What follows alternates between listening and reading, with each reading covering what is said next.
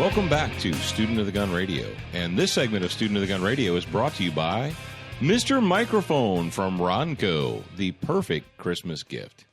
No, we're kidding. We don't have Mr. Microphones. We have black carbon steel microphones. And we are proud to be behind the black carbon steel microphones today, to be with you and to be spreading the good news and cheer that we do all week long. Now, Jared is on the other side of the board over there, and he's working the dials and the knobs and the levers. Jared, how you doing today on this? Actually, it's a beautiful day in southern Mississippi. It is. I am doing very well. It's like you said, it's a very beautiful day. I'm kind of down a little bit because today's Don's his wedding is today.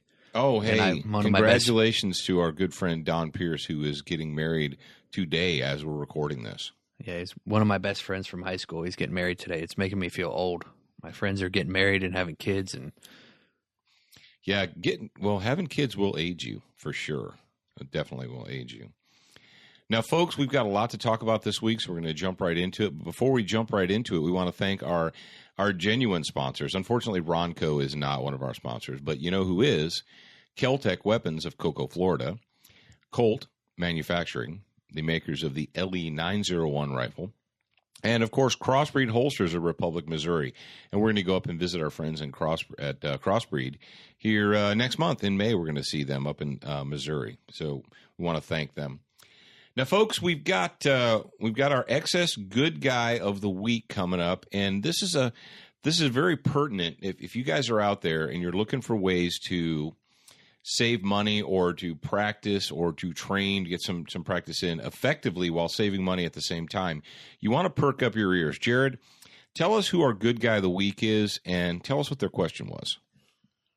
Before I mention the question, I'm just going to say, if you win the Good Guy of the Week, I need you to email me. That's Jared, Jarrad, at studentofthegun.com. Email me your address, shirt size, and phone number. And this week's Student of the Week is Cole, and he posted his question to the forum. He or she, I'm not sure which one it would be. I think Cole is a man. Okay. Yeah. I'm pretty sure there's no women named Cole. I know a couple. You do? Really? Yeah. Well, actually, it's short for Nicole. Ah, yeah, so I got you. I don't know the nickname. It could be a nickname on the forum. But anyway, go to forums.studentofthegun.com and you can post your question there to get picked for the good guy of the week. Cole says, is it a good idea to wait until after receiving professional training to begin dry fire practice regimen? I don't want to instill bad habits and I'm saving towards some professional training, but that's still a little ways off. If dry practice at this stage is a bad idea, what can I do in the meantime? Yeah, that your question right there is actually, it's one of the reasons that many professional instructors will, I guess, badmouth or dry fire. And what dry fire is essentially it's practicing without live ammunition, or what people call dry practice. And when you dry fire or dry practice, you're just teaching yourself to work the mechanics of the machine. Whether it's the work in the slide or what have you, and specifically dealing with trigger management and being able to manipulate the trigger without disturbing the sights. And that is the big deal. That is what you're striving for with handguns, is the ability to hold the sights still, specifically the front sight, while at the same time putting muscle tension onto the gun and making the trigger, releasing the trigger, making it go bang. Only when you're dry firing, there's no bang. So it's kind of when you ask that question, I have to say, if you've never had any training, then maybe the answer is no, or unless you've had some type of guidance. Because what people will do is they think that they're dry firing. They get out in their backyard or in their basement or their den or whatever, and they unload their gun. They put all the ammunition away, and they pull out their gun, and they just start pulling the trigger. Click, click, click, click, click, click, click. And they think that is dry practice. Well, that's not dry practice at all. What that is that's teaching yourself how to snap the trigger. And that's not a good thing, as Cole pointed out there. Now, Jared mentioned to me when we were doing the pre-show that there was something that we had already made available to you guys, the students of the gun, that deals with dry practice. Jared, what's that? if you guys are not signed up for the newsletter, go to studentofthegun.com, and as a byproduct of signing up, you get entered for the giveaways, obviously, but you also get exclusive training material. And we did an entire training video on dry fire specifically. So dry fire, you can learn from watching. I mean, you would say that, right? Yeah. And you can learn it from the video. There's a couple pointers that we give you, and then you can do it correctly just from watching the video, and that won't instill bad habits into your training regimen. Yeah, something that you need to. I think a lot of people are missing out on is the fact that we've produced a tremendous amount of training material, of tips and tactics and so forth that you can access, and all you have to do is go to studentofthegun.com, sign up for the newsletter. You get the one box workout free report. You can print it out, take it with you to the range, use that as a one box workout. And then you get immediate access to training videos that only you as a subscriber get to see. You know, they're hidden until you sign up, and then you get the links and you get to watch them.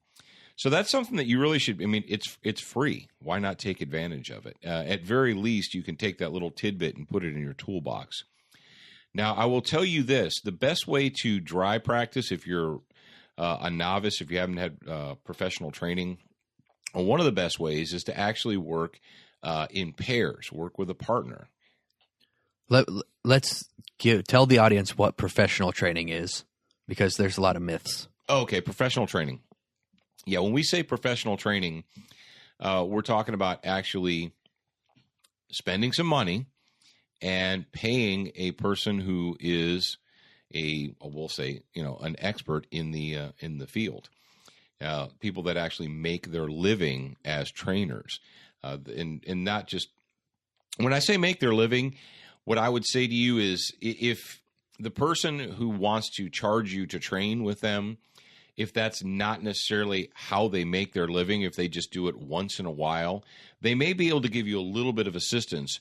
But think about it like this: if you were going to hire an electrician to completely rewire your house, would you hire a guy that does it every once in a while? And he did one last year and one the year before. Or would you hire somebody that does that all the time? Would you trust their work over somebody that, well, I know how to put wires in, so I'll cut you a really good deal and I'll put them in?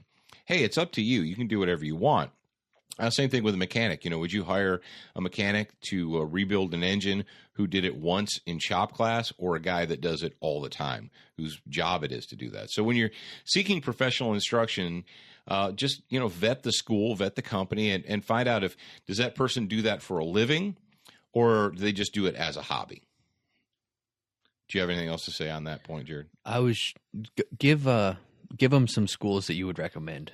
Okay, schools that I would recommend. I would definitely recommend the TDI, Tactical Defense Institute, up in Ohio.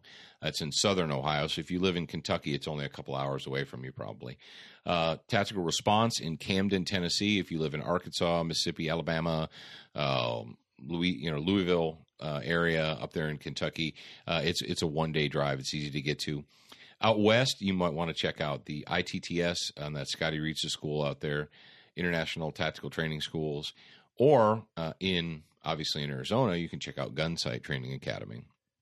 Now, with Student of the Gun, if you guys go to the website, you can see that, or you will see if you go there, that we do have lots of training material available. We have the Armed Living DVD, we've got the Student of the Gun book, and we've got the other books. Let me see. Can I reach over there and grab it? Is that okay?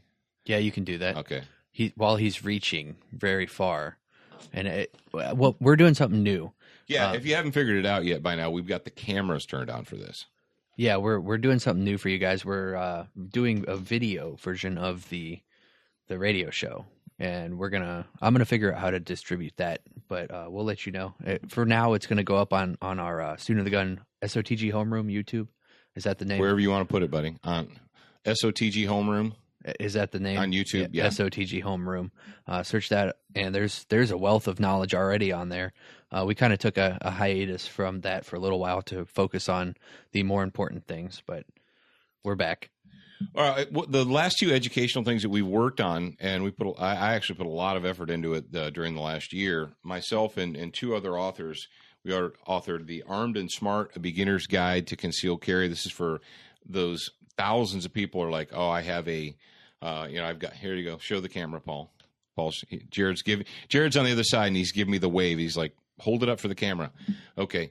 So I did that, and those are available. We've got a link up on the Student of the Gun website, and then I have Armed and Smarter, and that, again, is the follow-up to the original book. But anyway, there's a lot of material out there for you guys, and when it comes to dry fire practice, we think that you need to understand what you're doing. Just pointing a gun at a blank wall and snapping the trigger is not dry fire practice. You want to go ahead and get a little bit of education or a little bit of instruction before you start doing that, because, as Cole said, what you could be doing is just ingraining bad habits. Now, let's go ahead and move on to the meat of this particular segment. Get up again, get down. 911 is joking your town. Get up again, get down. Late 911, where's the late crown? Get up again. Yeah, I never thought in a million years that Flavor Flav and I would agree on anything, but I'm going to have to go ahead and say that I agree with him on this one point. 911 is a joke, but it's not a funny joke. And the reason we decided to talk about this week is, as many of you may have seen on your national news, there was another story, and where a woman called 911 to say that she thought her husband had lost his mind and was threatening her. She was scared, all this. Stayed on 911 for 13 minutes. And the reason that people outside of Denver actually heard about this story was because the 911 call ended with a gunshot, with her husband shooting her through the head and murdering her. And this story got picked up by Fox and NBC News and CNN and so forth. And everyone was, what they took away from this is, it's the Denver PD's fault for not being there fast enough, or the 911 system is a failure, or what are we going to do and how are we going to examine this? But as you guys know, as educated students of the gun, we've already talked about this situation. Several months ago, we had a situation that we talked about very heavily on the show, that regard a woman in Oregon who called 911 to say that her crazy ex-boyfriend was beating on her door and trying to get into her house. And the 911 dispatcher told her, basically, we don't have anybody available to send to you, help you, and why don't you ask him to leave? And, obviously that's crazy talk, but it happened. And in that situation, the woman, fortunately, was not murdered, but the guy did end up breaking into the house. He beat her and he sexually assaulted her. And then eventually authorities were able to get there. I think it was greater than 45 minutes, wasn't it, Jared? It was like 45 minutes or an hour or something before any emergency people were able to get to that in Oregon. Oh yeah, I remember that. Yeah, it was an insane amount of time. Yeah, ask the rapist to leave, and we pointed out at that time, and we're going to go ahead and reinforce it now, because apparently, well, not apparently, people in America are super slow learners. And when the 911 system came about, and actually, I did an article this week for The Blaze, and it's already been published on theblaze.com. You can check that out if you feel like it later. But essentially, I did some research into the 911 program, and I didn't realize that the concept of 911 actually went all the way back to 1968. And there was a town in Alabama that originally decided they were going to test the 911 system. Now, naturally, it took a couple of decades before that to catch on. But in order to roll out the 911 centralized emergency system nationwide, all these different communities all over the United States of America had to basically start from scratch. They had to build something new, where you used to have, you had your fire phone number that rang at the fire department, and your police number that rang at the police department, and your emergency ambulance service that might have rung at the hospital, or maybe it rang at the fire department, or whatever. Instead of having that all spread out, they decided that they were going to need to consolidate all that, hire people to man the phone lines 24 hours a day, 7 days a week. Well, obviously, in order to do something like that, they needed money. They needed tax money. And this is before the current era of, we're just going to go ahead and take your money and you can, sit and spin. where they had these things called tax levies, where they went to the citizens and they asked the citizens to vote. I know you're thinking, what? They actually asked the citizens to vote for the tax levy? They didn't just do it without their permission? I know, it's kind of crazy, huh? Well, in order to convince the citizens who have never had a 911 system, and this is something that's brand new to them, in order to convince them to vote themselves a tax increase, what they had to do is they had to do a campaign, or multiple campaigns. And I recall, back in the early 1990s, like 91, 92 timeframe, when I was living in Ohio, essentially you had your firefighters and your EMTs, your volunteer EMTs and paramedics, and then a lot of the sheriff's reserve officers would go to public events. They'd go to the county fair. They'd do drives to raise awareness and campaign for the 911 levy, whatever it was, Proposition 27 or what have you. So that in November, people would go to the polls and vote for this, whatever it was, a 0.5% sales tax increase or something. I think back then in my area, they wanted to raise around $300,000 to implement the new program. Well, why do I say this? Why are we spending the time? Well, what they had to do in order to convince you, the taxpayer, to vote for a tax increase is they had to sell it. They had to sell 911 as what? Well, they had to sell it basically as a new miracle cure for every emergency, whether it's fire, medical emergency, police emergency, what have you. Help is minutes away, 3 simple digits. Dial 911 and help is on the way. It's going to be there, bam. And, they portray it as it's going to reduce, wait times. It's going to increase proficiency. It's going to, and it's going to reduce the total response time, all this jazz. They sell this to the citizens. And, of course, everybody out there is like, well, I like the idea of being able to call on, 3 digits and police or firefighters or EMTs just show up, bam, immediately to my house. I like that idea. So they voted for it. And, 20 some years later now, what we've got, instead of people understanding that 911 was supposed to be a simplified system to reach emergency services and get them rolling in your direction, instead of realizing that, people just view 911 as the cure-all. Well, and why is that? Is that because they're representatives or people that they are supposed to look up to or get information from? Is that because they're pushing it as that? Well, I tell you what we're going to do. Well, yeah. And so in addition to, you have the natural human tendency to be lazy. Let's face it. If someone tells you, hey, if you give me a little bit of money, I'll take care of all your problems for you, then most people, the vast majority of people in the United States will say, okay, I'll give you a little bit of money and you take care of all my problems for me. Great, fantastic. Well, folks, let's face it. There is no free lunch. I learned that many, many years ago. There is no such thing as a free lunch in America. And when I say free lunch, it's I know you kids are probably thinking, what is he talking about, free lunch? Do you mean we get free food? No, Jared. I'm not talking about free food. And he's over there. I was getting excited. He hides his food from me so I don't eat it, and I can't. I must be slacking because I can't find it anymore. Well, when the term "no such thing as a free lunch" means that whatever you get in life, you have to pay for, or at least someone has to pay for it. And what we've got with the 911 system is we have a whole probably 2 generations of people, of citizens now, that have decided that when it comes to saving their own lives, when it comes to self-preservation, to their own safety and security, they've essentially punted to the big 911 system. Why do I need to learn CPR?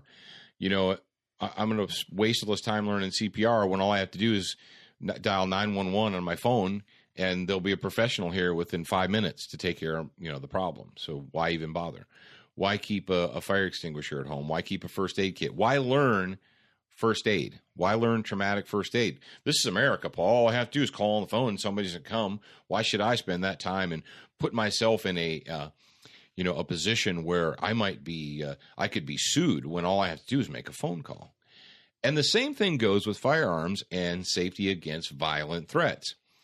So you've got people that want to be convinced, on one hand, they want to be convinced that there is a miracle cure for all that ails you, and it's 911. Well, playing upon that are politicians.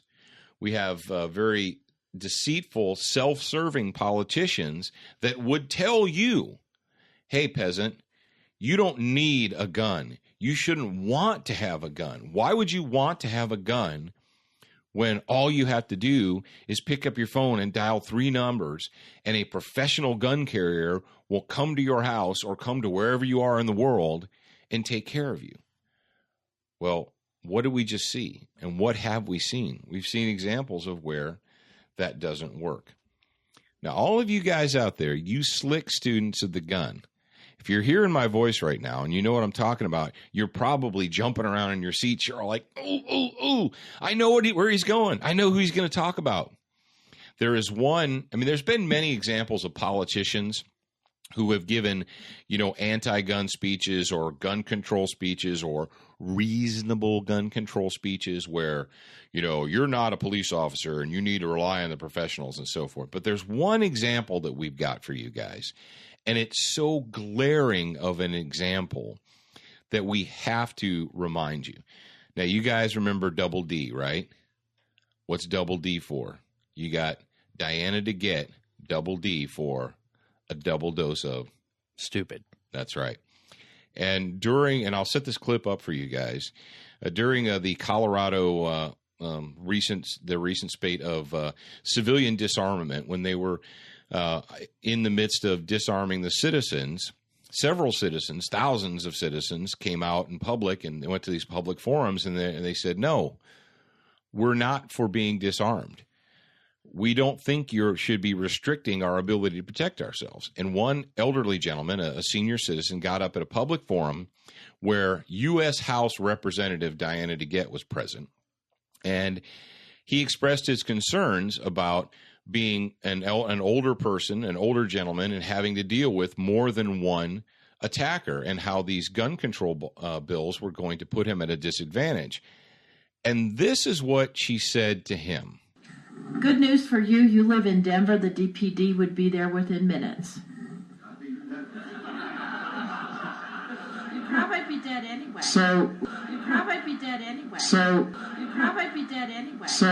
All right, I hope that repetition kind of drives the point home. And now let's see what Dad has to say about that. Well, first of all, has anyone else picked up on the supreme irony of this situation? You've got anti-gun politician Diana DeGette telling someone who lives in Denver, Colorado, well, the good news is you live in Denver. A DPD will be there within minutes. And if you've never watched this video, folks, you need to do yourself a favor and watch it, because you get the smugness in the tone of her voice, but when you see her face as she basically mocks this senior citizen, it will incense you. So the good news is you live in Denver and DPD will be there within minutes. And then after pausing for the sarcastic laughter, she smugly turns back to the microphone and says, you'll probably be dead anyway. Folks, do you remember this? It's been actually about 1 year exactly, hasn't it, Jared? Yeah, it's been a little while. Because this goes back to like Student of the Gun Radio episode 6 or something. So it's been basically 1 year since this happened. And I hope if you're in Denver, if you're in that district, if you're not a tax slave or a welfare slave, I hope that you remember that when it comes time to decide whether or not to send Diana DeGette back to the House to reelect her. That she thinks your concerns for your safety and welfare are funny, and that you'll probably be dead anyway. So who cares? Well, technically, she said minutes, And they were there within minutes, just several. Oh yeah, minutes. I guess so. We could, we could cut her. So how many minutes? 10, Is that 15, up 20, to 30, 65 minutes? 70, an hour. 60 minutes is an hour. So she's not technically a liar. So she says within minutes. Maybe they should have asked her to clarify, but if you watch the video, there was no clarification. They just mocked the gentleman, laughed at him, and then moved on to the next subject. That's nice. That's a nice representative republic we have there. So, folks, well, Paul, what do you suggest? Well, I'll tell you what I suggest. Number one, 911 is there so that you can reach out for help and assistance, and hopefully that assistance will start moving towards your location, wherever you happen to be. But what you do, what steps you take between the time you call 911, call the cavalry, and the time the cavalry actually arrives to where you are could literally mean the difference between life and death. And we're talking about fires, we're talking about medical emergencies, we're talking about violent physical attacks. It does you little good to call the police, have them arrive in 5 minutes, which is a fast response time, if a home invader can break down your door, get to your bedroom, and kill you in 45 seconds. Doesn't do you any good for the police to be there in 5 minutes if you can be murdered in 30 seconds. What you do between the time you place that call, we've talked about this before, but I'll mention it again. You're in a rollover car crash. You're someone in your car, or you, has a partially amputated arm. Your brachial artery has been ruptured and you're pumping out bright red blood. You call 911. They're going to be there in 5 minutes. Fantastic. Jared, can you bleed from your brachial artery uncontrolled for 5 minutes and live? No. No. What's the exact percentage of blood loss? Anything. Once you get greater than a 40% blood loss, you reach irreversible shock. And now every human being has a different volume of blood, but once you get to a certain level of blood, you go into irreversible shock, and it doesn't matter how much whole blood they pump into your body, your organs are dying. So it doesn't do you any good to just dial 911 and hide, or dial 911 and sit down and wait. You've got to be able to do something for yourself. And the sick, insidious joke of 911 is you have people in the system, people that are supposed to be your representatives and your leaders, that instead of telling you, hey, look, you need to start taking care of business while we're on our way. Instead of telling you that, they want you to be a helpless victim. And do you want to be a helpless victim? You can. You can make the choice to be a helpless victim, or you can make the choice to prepare yourself and understand that 911 is not a cure-all. It never was designed to be. Whether or not it was sold to you that way or not, it was never designed to be a perfect cure-all. So next time a politician, next time in your area where a politician, anti-gun politician, gets up and gives a speech and tells you, you're not a police officer, you don't need to have those kinds of guns, or you don't need to carry a gun, or you don't need to own a gun, that you should just dial 911 and let the professionals handle it. Say, how'd the professionals handle it in Denver? Oh, yeah, you're not supposed to know that, peasant, but you know it because you're an educated student of the gun. All right, let's move on to this next topic. This next topic is it's another slice of irony for us. Now, how many of you, I'm sure a lot of you are, especially if you ever stand in line at the grocery store or Walmart or wherever, and those magazines, the mind-numbingly stupid magazines that they put at the checkout there, if you've ever done that, you probably saw a picture of J.C. Dugard, and this was a couple of years ago, on the covers of these magazines. This was a little girl that she got kidnapped and held captive for 18 years before they found her and they rescued her. Now, why are we bringing that up? Because it's not really a gun thing. Well, one of the police officers, a female police officer who was involved in the rescue of J.C. Dugard, she was injured in the line of duty, and she actually had to take an early retirement, and she was medically retired. And so after she became medically retired, she was a UC Berkeley police officer. Well, after she suffered an on-duty injury in 2010, she accepted a disability retirement. Okay, great. Well, this police woman, was a certified police officer, and she was involved in the J.C. Dugard situation. Well, now that she's retired, she wants to be able to lawfully carry a firearm in California, in the People's Republic of California. But guess what? They told her no. When she originally attempted to get a concealed carry or a waiver permit to carry a concealed weapon, they're like, no. Like, what? So this title of the story from Fox News is Cop Who Helped Rescue J.C. Dugard Sues for the Right to Carry a Concealed Weapon. So here we have the People's Republic of California. You have an honorably retired police officer. We're not talking about a police officer who got busted for, stealing dope money or something and sent to jail. We're talking about one that was legitimately an honorably retired police officer, and she wants to get a concealed carry permit so she can protect herself.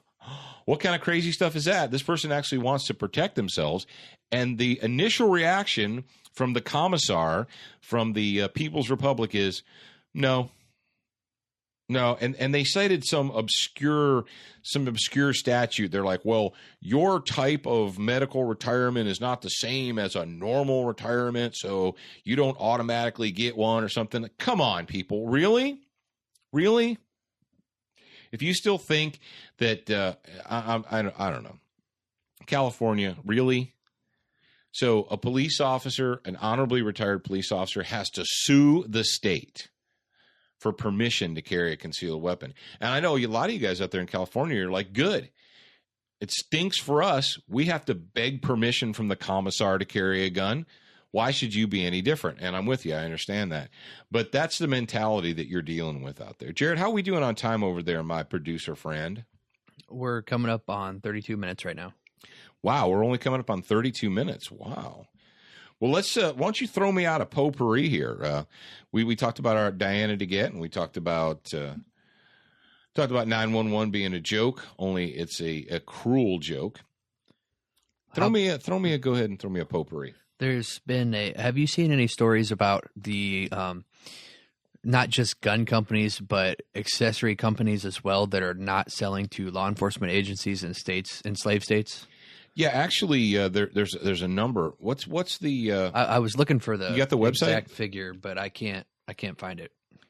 Yeah, well, we know that last year this kicked off, and it hasn't been really in the news here lately because there was a big push for when Colorado and New York and Connecticut all decided to push through the unconstitutional gun control bills in an effort to disarm the citizens.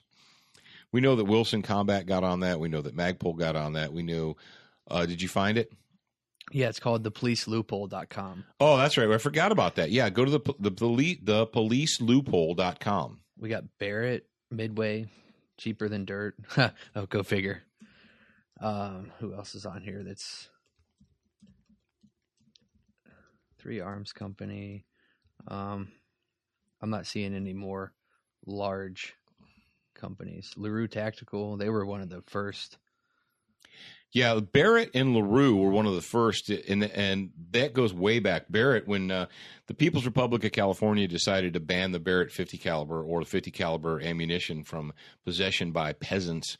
You peasants can't own it out there because it's just too dangerous. Spikes Tactical, our friends over there at Red Jacket, Rock River Arms signed on. Yep, Rock River Arms, CMMG. Wow, there's a lot of big companies on here now. Well, that's a good little tidbit for you guys there. If you want to find out who the people are, who the gun companies are that have put their necks on the line and have decided to support you, the citizen, over the state, go to, is it thepoliceloophole.com, all one word put together? Yes. Okay. Go to and Jared obviously will put a link in the show notes for you guys, but thepoliceloophole.com. And you can find out who the companies are that are actually standing up for you. So that's a good Benny. Our buddy Dustin, Element Arms, is on there. Element Arms is on there? Cool. Yeah. Very cool. And who else you said was Spikes was on there? CMMG's on there. Barrett's on there. Wilson Combat, Wilson Midwest Combat, Industries, Midwest. Magpul. Magpul. All right. Fantastic. So, and folks, we talked about this a little during a previous episode, but quite frankly, as far as I'm concerned, if you have a state, and when I say the state, I mean the government. If you have a government that decides that they're going to go ahead and pass laws that apply to you, the peasant, but exempt themselves from those same laws, that is the foundation of tyranny, folks. And tyranny is not government in and of itself. Tyranny is the abuse of the citizens by the sitting government. Okay? I found 147 companies total. Oh, good. Excellent. So 147 companies total have jumped on board the policeloophole.com, or they've registered themselves with policeloophole.com to let you know that if it is not lawful for the citizen to own it, then they're not going to sell to the state. And that goes particularly for like New York, Connecticut, California, Colorado, New Jersey. Who else has gone far off the reservation there? Got a lot of them have gone far off the reservation. As far as guns are concerned, some of the things that we've done here recently. Oh, dude. Hey, you guys see me out there? I'm going to show you something really cool. This is the new Benny of having the camera on. And for those of you that aren't listening or that aren't viewing this, you're gonna feel bad. You're like, man, quit showing stuff to the camera. What he's showing is very neat in more than one regard. Okay, what I just showed the camera for those of you that were viewing at home was the DPMS 260 Remington, a 260 Remington DPMS rifle that Jared actually. You want to tell him how you got that rifle? Yeah, I was going to ask if I could tell them. Yeah, tell the story behind your rifle. That was actually DPMS back when I was fighting professionally. They were one of the first companies to sponsor me. Yeah, well, sponsor. They sponsored MMA fighters. Who was it? It was XS. I had XS, I had DPMS, I had Surefire. I think those were the big three. Yeah, those were the big three. But DPMS, they sent me the 260 Remington rifle, and did I shoot a pig with it over there at Bill's? No, you didn't get a chance to shoot. I didn't get a chance to shoot a pig with it, but it's a very nice rifle. Well, the reason we're mentioning it right now is not just because it's a nice rifle, but because it's even nicer now. Because what does it have on it? Duracoat. That's right. Speaking of Duracoat, I'm sad for two reasons. I broke my kettlebell last night, though I just Duracoated it last week, but hey, the paint's still intact. Just the handle broke. That's right. The So now I have a shot put. I have a 40-pound shot put. Yeah, 40-pound shot put. Let me know how that works out for you. If you can use a 40-pound shot put, my hat is off to you. But as you guys know that we've done, especially if you're not following us on social media, or if you hate Facebook, great. A lot of people hate Facebook. I'm not really fans of Facebook. It's a necessary evil. But if you follow us on our mobile app, on Instagram, Twitter, what have you, we're all the time putting up pictures. And one of the pictures that we recently put up was a picture of Jared's new rifle that we did in a Duracoat pattern. And if you guys aren't familiar with them yet, Duracoat, in addition to making lots of refinishing products for professionals, they've introduced the Duracoat aerosolized cans. And I'm not going to give you all the specifics right now. You can go to Duracoat. It's actually Lauer, Lauer, Lauer Custom, CUSTOM, Weaponry, and you can spell weaponry.com. Or just type in Duracoat aerosol can in your favorite search engine. Duck it. But you can Duracoat now at home in your own garage, in your own shop. And if you go to the Duracoat's website, if you go to Lauer Custom Weaponry, they've got all kinds of different kits. They've got the peel and spray kits, and they have instructions, and you can go step by step, and you can do your very own camouflage patterns in your garage, in your workshop, what have you. You just need to have a little bit of patience, and don't expect your first project to be perfect, but have a little bit of patience, take a little bit of time to read the instructions, guys, and you can do a Duracoat project of your very own. And the great news about that is it's a pretty modest investment. If you've ever looked into some of the other coating products, the Cerakote and all these different things, often you have to, box your guns up and ship them away, or you have to take them to a local guy and you have to leave them. And, it could be, there are good products out there, and there are people that do a really, really good professional job. But often you're talking an investment of $150, $200, maybe even $300 to get your favorite gun recoated. Well, the Duracoat aerosol cans are in the low to mid 30s. So like for $32, $35, you have a can, an aerosol can in one color. They each come in one color, but you can completely do a long gun with one can. Actually, you can do what we found is an entire long gun plus some accessories, knife handles or magazines or whatever you want to do. So check that out. If you're in the market, you go to your gun safe and you look in there and you see a hand-me-down shotgun that your Uncle Phil gave you, and the finish has seen better days, or a 22 rifle that you've had since you were 16 years old and all the bluing's worn off it now, and you thought, man, I'd really like to recoat that gun, but I just can't bring myself to spend $200 on a new finish for a 22 rifle. And how many people can? So you can do it yourself for $30, $35. So check them out. Check out the Duracoat, easy for me to say, aerosol cans. Now, folks, we want to thank you for being with us for this segment of Student of the Gun Radio. As always, we appreciate you guys being out there. We appreciate you taking a moment out of your busy schedules, if you're an iTunes listener, to go ahead and post and leave a comment. If you want to, go ahead and download the Student of the Gun mobile app on your iPhone, on your iPad, on your Android phone. Go to the Google Play Store, type in Student of the Gun. It's there. It's free. If you're an iTunes kind of person, go to the iTunes Store, type in Student of the Gun. Bingo. You got the mobile app. You can put it on your iPad, your iPhone, what have you. And the reason it's free, Jared, why is the mobile app free for them to download? The mobile app is free because of our good friends at Century Arms. They took the confidence in us that they have, and they put it in monetary form and paid for the app for you guys. Yeah, so we could develop that app because, as you know, nothing that is done on a computer or things don't do themselves for free. And speaking of Century Arms, that is a good segue into what? If you have not signed up for the Student of the Gun newsletter yet, shame on you. Because in addition to all the good stuff that we've already talked about, the one-box workout free report, the exclusive videos that you get to view as a member, in addition to all that, we can't stop giving stuff away.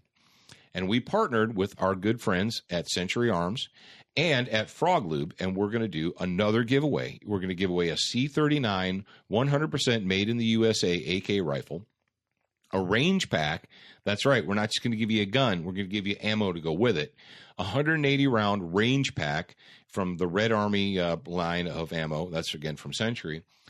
And then eventually you're going to want to clean and lubricate this thing. Actually, what you should do is as soon as you get the gun, as soon as you get the gun, strip that gun down, spray it down with the Frog Lube solvent, wipe it off, then put green Frog Lube on it, reassemble it, and get out to the range and run that sucker.